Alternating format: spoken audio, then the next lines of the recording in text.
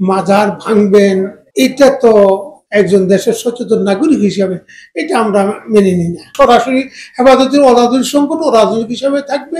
নির্বাচনে ইসলামী দলগুলো যারা আছে তাদেরকে হেফাজত ইসলাম সমর্থন দিয়ে যাবে।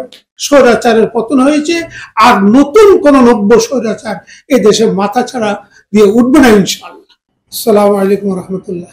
আপনাদের মাধ্যমে যে সুস্থতা বন্ধুরা ডাইরেক্ট দেখছেন এবং পরে দেখবেন, সকলকে ধন্যবাদ জানিয়ে বলছি।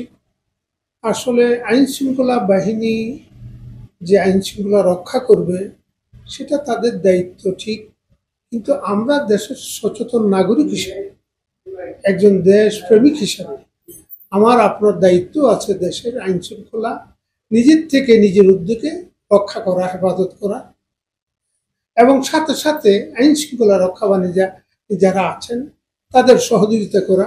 আমাদের দেশে যখন নতুন একটা অভ্যুত্থান হয়েছে, বিগত অনেক দিনের জমা বেঁধে থাকা মানুষের ক্ষোভ বিস্ফোরণ হওয়ার কারণে আইন শৃঙ্খলা বাহিনী, রক্ষাকারী বাহিনীরা তাদের হাইকমান্ডের নির্দেশে তারা অনেক কাজ করতে হয়েছে। এতে করে আমাদের কিছু তাদের প্রতি একটু সবই ক্ষোভ হয়েছে। এই ক্ষোভের বহিঃপ্রকাশের কারণে আমাদের যে একটা ভক্তি, শ্রদ্ধা, একটা তাদের প্রতি ভয় ভীতি, এটা একটুটা কমে যাচ্ছে। তো আমি আশা করি তাদের আবার নতুন করে তারা ওই আচরণ করে, ওই মানুষের সেবার মাধ্যমে মানুষকে সুন্দর একটা আচরণ করে দেখাই দিতে পারেন যে আমরা দেশপ্রেমিক, আমরা আপনাদেরই সেবক। তাহলে ইনশাল্লাহ আমাদের আইন শৃঙ্খলা আবার ফিরে আসবে।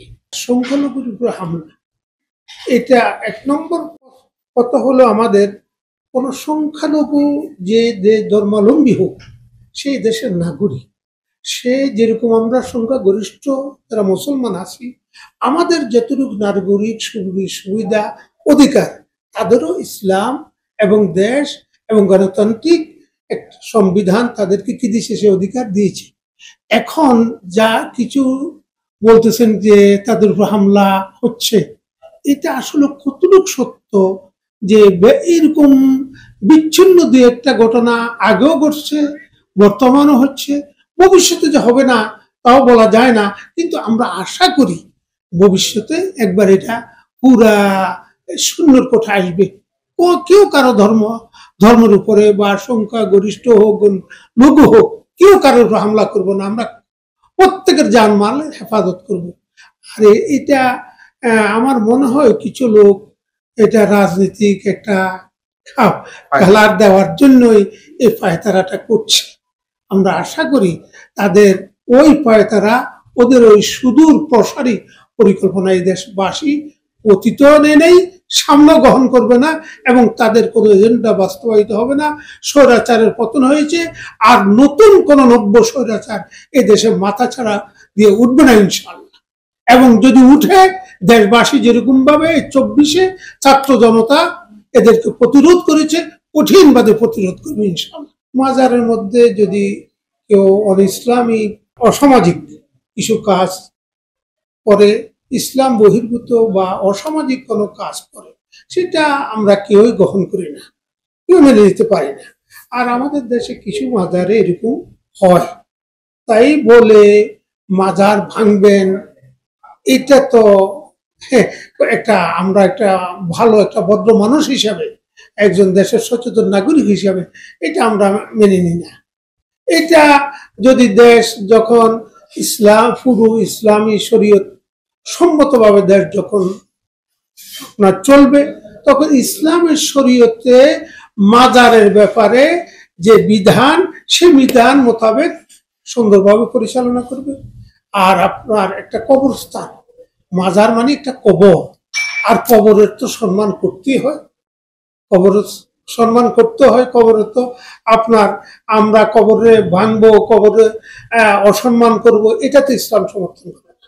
যদিও নাকি মাজারের ব্যাপারে শরীয়তের স্পষ্ট মাজার করা, মাজার দেওয়া, এগুলা শরীয়তের একটা বিধান রয়েছে, কিন্তু শরীয়তের বিধানটা তো আমাদের দেশ তো শরীয়ত সম্মতভাবে পরিচালিত নয়।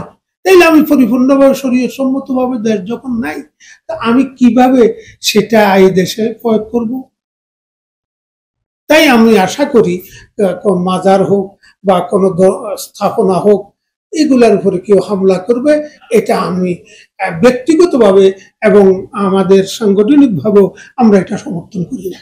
হেফাজত ইসলাম প্রতিষ্ঠা হয়েছে অরাজনৈতিক সংগঠন হিসেবে, এখনো রাজনৈতিক সংগঠন আছে, ভবিষ্যতে রাজনৈতিক সংগঠন হিসাবে 13 দফার ভিত্তিতে এটা ধর্মীয়, এই দফাগুলো ধর্মীয় বিষয়, এগুলা ধর্মীয় এবং সামাজিক এই বিষয়গুলো নিয়ে আপনার হেফাজত ইসলাম এটা অরাজনৈতিক সংগঠন। তাইলে হেফাজত ইসলাম অরাজনৈতিক সংগঠন হয়ে রাজনীতি কিভাবে করবে, কিভাবে নির্বাচন করবে? নির্বাচন করবে যেগুলা রাজনৈতিক সংগঠন তারা করে নির্বাচন, কিন্তু আপনার হেফাজত ইসলাম অরাজনৈতিক সংগঠন হিসেবে এই হেফাজত ইসলামের ব্যানারে কেউ নির্বাচন করতে পারেন না এবং করবেন না। যদি কেউ হেফাজত ইসলামের কোন নেতা নির্বাচন করেন, সেটা তাদের ইসলামিক দল আছে, সে দলের ব্যানারে তারা করবেন। এই হেফাজত ইসলামের ব্যানার করতে পারেন। আমাদের দলে আছেন যিনি আমাদের হেফাজত ইসলামের নেতা আছেন, তিনি কিন্তু তার একটা রাজনৈতিক একটা প্ল্যাটফর্ম আলাদা আছে, তার ওই প্ল্যাটফর্ম থেকে তিনি করতে পারবেন, এতে আমাদের কোনো বাধা নেই। কিন্তু হেফাজত ইসলামের ব্যানারে কেউ রাজনীতি বা নির্বাচনটা একটা রাজনীতি, আপনার প্রোগ্রাম, একটা কর্মকাণ্ড, নির্বাচন করতে হলে হেফাজতের ব্যানারে করা যাবে। সরাসরি হেফাজতের অরাজনৈতিক সংগঠন রাজনৈতিক হিসাবে থাকবে, নির্বাচনে ইসলামী দলগুলো যারা আছে তাদেরকে হেফাজত ইসলাম সমর্থন দিয়ে যাবে।